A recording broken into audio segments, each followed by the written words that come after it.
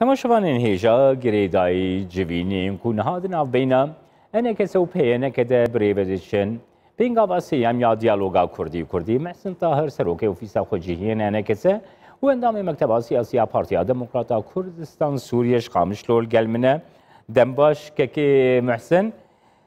kek Mehsin çendîn mijarên girîng êgo niha di diyaloga Kurdî de têne axaftin. Em dikarin bêjin ku bi pêngava siyem diyaloga Kurdî de ber bi encamekê ve biçe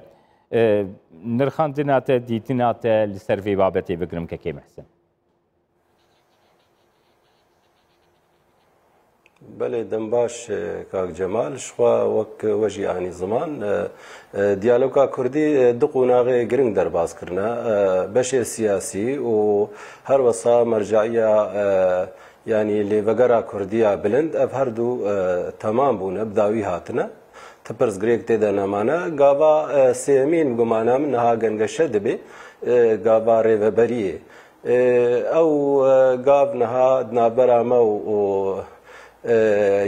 partiyê Yekîtiya Neştîmanî de bi serperiştiya Emerîkana û kak mezlûm ew mesela berdewam e bi gumana min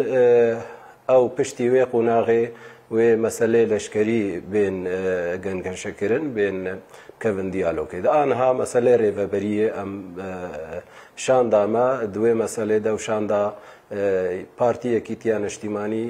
di vê mesela rêveberiyê de gengeşe dikin. Kekê Mehsin dihî îro civîn berdewam kirine gelo di van her du rojan de hin pêngavên nêzik bûnê yan jî di hin babeta de ew babetên ku li ser hatiye axaftin çareseriyek encamik derketiye holê gertûma agahdar bike. Belê bêguman gelek ava gav hatna avêtin di vê mijarê de mes hinek pirzgirêk mane ew jî gengeşe dibin wek yani dîtinek yani wesatî yani her tişt newek me dibe her tişt newek aliyê Partiya Neştîmanî wê partiyên Neştîmaniya Kurd wê bibin ji xwe hûn zanin diyalog ew e ne serê sedî sed wek me tê ne serê sedî sed wek wa jî tê yani helekî wesat wê hebe û alîkariya hevalbendê me jî serpiriştiya Emerîkana jî bi gumana min ew pirzgirêkê mayîn hêdî çareser bibin û em ê derbas bibin xala sêyemîn ya goşetîfa peymanê ya gu em hevra imze bikin xala leşkerî ji ber vê yekê jî hinek pirzgirêk mane çi di alî di meselê rêveberiyê de meselê medresa de di meselê xwendinê de di meselê leşkeriyane çar em hemû va emûra em niha bi hevra gengeşe dikin hinek em nabêjin hinek zehmetî jî hene lê bi gumana min ew mesele wê çareser bibin helekî wesat wê jê re bê dîtin û em ê veguhestina qonaxa duwa bibin ya meselê leşkerî dema bê de. Kekê Mehsin girêdayî rewşa Golheremê tê jiyandin, konjüktûra Golheremê tê jiyandin. Her wiha hin gefên ku li ser Rojavayî Kurdistanê jî niha hene. Di raya giştiya Kurd de bîrû behweriyek heye bi vegera pêşmergeyên rewşa ewleyî li Rojavayî Kurdistanê dikarî baştir bibe. Vegera pêşmergeyên roj wekî enekese sekna we li ser wê yekê çi ye?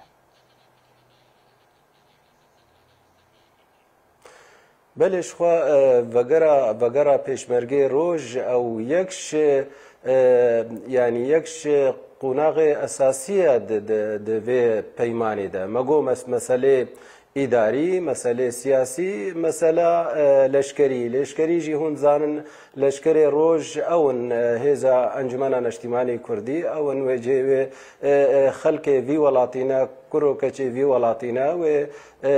ji ber qeyrana Sûrî gelek şiwa çûn wê dê komcivîn bibin û îro berevanin jî dijî terorê û deha şehîd jî pakrewan jî dane lê bi dawî jî ew kurê Kurdistana Sûrî ne kurê vê deverê ne wê vegerin vegera wa jî bi gumana min divê peymanek hebe ev jî yek ji beşê sereket peymanê de beşê sêyemî ne او ببي طبعا فقرا واجي جيجرتي بي يا آلي دي جي طاني زمان قمانا من اف بيمان قو سركفتي بي واف بيمان بي افاكرين بجم هناك راحتين اف خوي هريميجي ويشي ببين اف دولتي قو مهاناجي دكين و دولتي قو قفاجي روجانا دبيجن قرك او جيزان من اف خلق اف ملتك سوريا كردي سورينا ام وك سوري دبي مسألة دا مجول دبن ام هيفيا ما بجيرانتيا كي خوش رد ناف دولتي هريمي دا ام جي زانن امي حدودي خناز كن وام جي احترام بكن سينوري و دولتي قو ايلو قفات خوين ما بس تامجي او قو ام بدن زانين شهر كثيرة قو ام وك سوري وك خلقكي كرد لكردستان سوري ما في ميت بيش روجا سوري ديانو دا ام جي جيجرتي بن وك ما وك ملتكي لسرخاك اخوا ام تهديد كسي تهديد ناكين ام جيرانتيا خوش تخوازين ام احترامكي متبادل تخوازين ام دسوردان دسي كسي دناكن آلية كسي دناكن هيفيا ما او قو او خلق ديجي او سينور داشي ما او يقو ام واجيرانتي او جي تفهم بكن في مسألة قو ام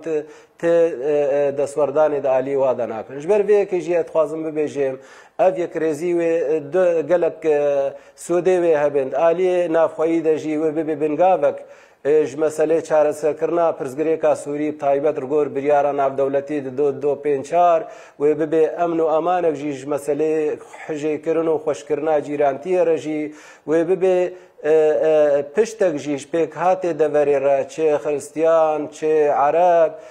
چه آشور چه سریان اف جی بگاوا دوامین اف پیک هاجی پیک وجیانه کی باش و به میدان ام حمو بهبر کاربن جیان اخوا سیاسی و حمو وش بشوایت پیشروجا سوری دا ام بردوام بکن و به گمان وقت معانی مگوت یعنی مثلا چاره سرکرنا پرزگریکا سوری جبر بیجی اتخوازم ببیجم اف پیمان اگر ببی سودا حریمی تیده هیا سودا نافخویی تیده سودا ناف دولتی تیده بری كيكي محسن نها ريكفتنا كودنا بينا و بينا كده بيك هاتي هي اللي بقرا سياسي دوغردا قالوا او بروسيد سبيكريه قول لسر عردي بجهبره انها دنا بينا و بينا كده حروها اف دبان حردو روجين كو اف بينغابا سيمبري دچنده يعني انجامين وان جوينين دروجان چنه جبوي قلت تماشوان و گهدارين ما آگهدار بكي كيكي بله بگشتیش خوا يعني دیالوگ بردوامه دیتن بردوامه اگر نروجانه جیبه لی بردوامی آوه دیتنی اگر هناك لزبون تدنينا بقمانا من اوجي هناك صدم هنا كاك جمال يعني چند سال درباز بوي قالك مسألة پرزگریکا بون گلک ناکوکید ناف برا موالی دیده چی بون بر ام ویجی برچاف بگرن یعنی نه حسانش بر وی که جی هدی او دیالوگ بردوامه لی ام ویجی زانن و ببیجن پرزگریک جی هنه لی ام گشبینن گو او پرزگریک چاره سر ببین آلی کی داد آلی دیده جیش خوک مگوت لی وگر و آبش سیاسی داوی هاتنه لی مجی مهردو آلی جی ما اتفاق کریه مگوتیه ام توقيعي ناكن اگر هر سي بشي اتفاق بسرينا بن وك ما قود دبش درباس بونا بشي ريفابريه وبشي لشكريجي بشتي وي امزي ام وا هر سي بشاب داوي بكن و بيراغ هاندن اف بيمان و ام دس مساله تنفيذي لسر عردي بكن انها ام مساله سر وك براكتيك او مساله جريداينه بتماميه داوي كرنا توقيعي انا ام دوي قنا غدا في شيء دكن و ادي ساد بيجم مساله بردوامن وان شاء الله ام بيجنو بسري ببي تبلو هناك برزغريك وزحمتيجي هنا لي مادام ام فيجي بيجن كاك جمال مادام هريما كردستاني بسرپرشتيا سروك مسعود برزاني وهروسا سەرۆکێ هەرێمێ کاک نیچیروان بەرزانی پشتگیریە vê projê dikin yekrêziyê dikin dewleta Amerîkana rasterast civata da hazir e û serperiştiyê dike her wesa kak mezlûm ensiyativiya yanî mubadera wî jî bi rastî cîgirtiye û berdewam ew jî piştgirê vê meselê ji ber ve sedema va tişta ez dibêjim ev pirsgirêk hêdî hêdî wê qels bibin û em ê bikin dawiya tewqîa vê peymanê ez dixwazim vê jî bibêjim yanî tenê meselê nezerî têrê nakin sibe dwarê praktîk de dwarê emelî de jî divê em alîkar bin hev dûra herdû beş herdû alî di meselê tenfîzê de di meselê praktîk de divê em mil bi mil karibin vê peymanê cî bikin li ser erdê ew cema giring e meselê nezerî bêguman kêm zêde wê tewqî bibe. Kekê Muhsin niha hin babet hene ku ji bo hevwelatiyan çareseriya wêna diyalogat navbêna NKS û PNK de gelekî giring dibînin babeta leşkeriyan neçare babeta girê besta civakiye babeta xwendiniye her wiha babetekî gelekî giring rewşa aboriya Rojavayê Kurdistanê ku ev babetê din jî tesîrê lê dikin duwan babetan de nêzîkahî di navbêna aliyan de peyda bûye kek Muhsin. بله شخوا اف وکم بیژن مادام دیالوگ بردوامش بو چارەسەرکردنا va pirsgirêka Kak Cemal yani eger ev pirsgirêk dawî werin şxwa em ê bêjin ti pirsgirêk nemane û em ji vê mijarê derbas dibin em neqlî mijara leşkerî dibin lê bi rastî berdewamin ev mesela guftûgû dibin di diyalogê de û em dîsa dibêjin em bêhêvîne ev mesele wê çareser bibin ev pirsgirêk wê şolê bên rakirin kêm zêde hinek şaliyê me hinek şaliyê dî jî lê em neçarin divê em va pirsgirêka yanî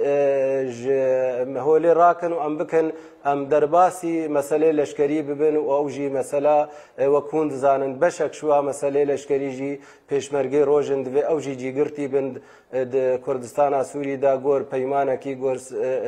cihê xwe bigirin berevaniya milletê xwe bikin û ew jî em dikarin bibêjin wextê ew bibe itîfaqa me ew peymana me bi dawî dibe û mize dibe dimêne me wek meselê praktîk êdî ser erdê kam çawa karibin hevre tenfîz bikin vê meseleyê. Spas bo te Muhsin Tahir serokê ofîsa xwecihiyên NKS û endamê Mekteba Siyasî ya Partiya Demokrata Kurdistanê Sûriye ku ji Qamişlo tir gelme.